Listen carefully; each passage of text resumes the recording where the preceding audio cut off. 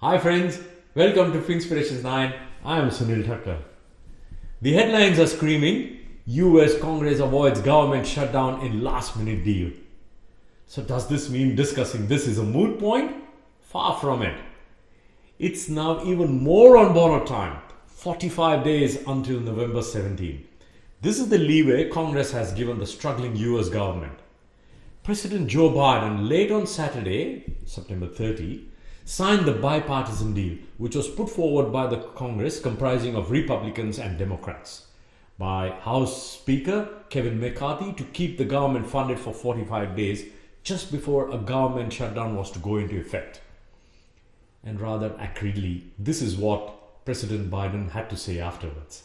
Enough is enough is enough. This is not that complicated. The brinkmanship has to end. President Biden said he was sick and tired of the brinkmanship. Okay, so the bill will fund the government through November 17. That's good news for Americans, at least for now. But what is this US government shutdown and why was it averted at this last moment? First, what is a government shutdown?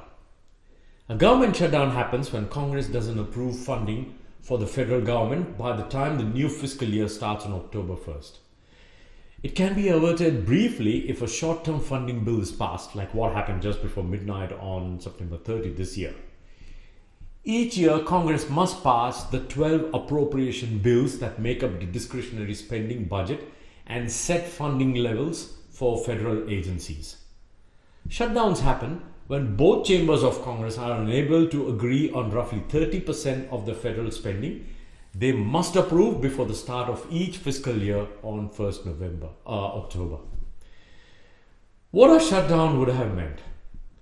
Federal workers would have faced furloughs. More than 2 million active duty and reserve military troops would have worked without pay. And programs and services that Americans rely on from coast to coast would have faced shutdown disruptions. Employees deemed essential, such as those in services that protect public safety or national security, keep working. But non-essential employees are temporarily suspended. During the last government shutdown, which was for 35 days in 2018-2019, an estimated 420,000 federal employees worked without pay, and another 380,000 were furloughed. But depending on which agencies are affected, these numbers can be much higher. Government contractors are even worse off. Unlike federal workers, contractors have no guarantee of getting back pay once the government reopens. Contractors number in the millions and include firms that work for NASA, the Department of Homeland Security, Federal Aviation Administration, and other federal agencies providing a range of services such as IT and infrastructure repair.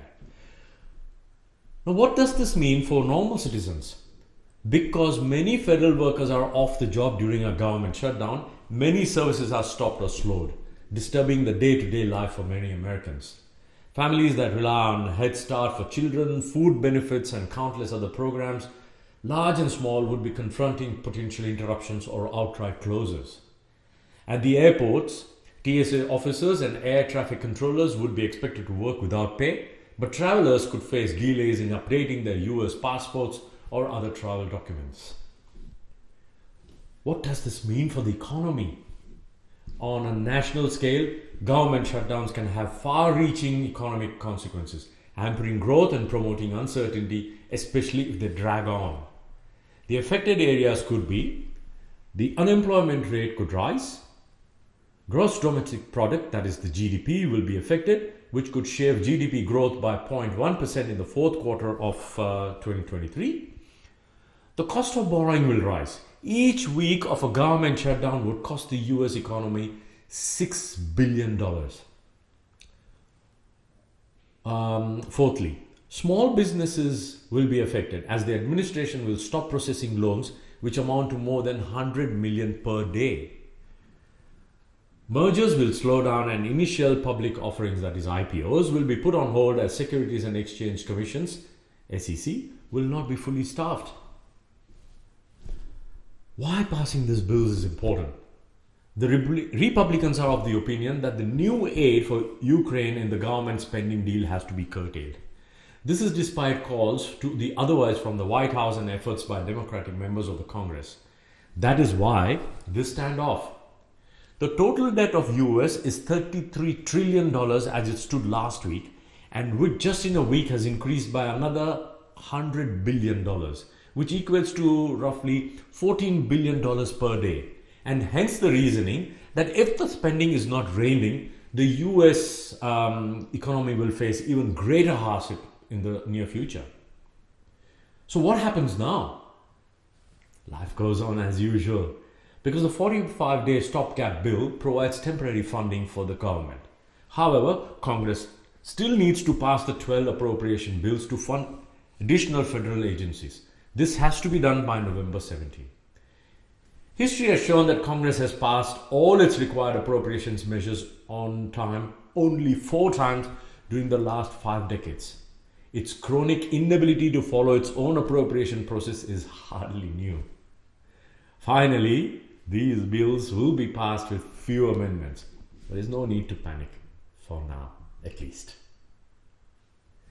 If you have any questions or need more clarification regarding this topic, please mention it in the comment section and I'll revert with the answers.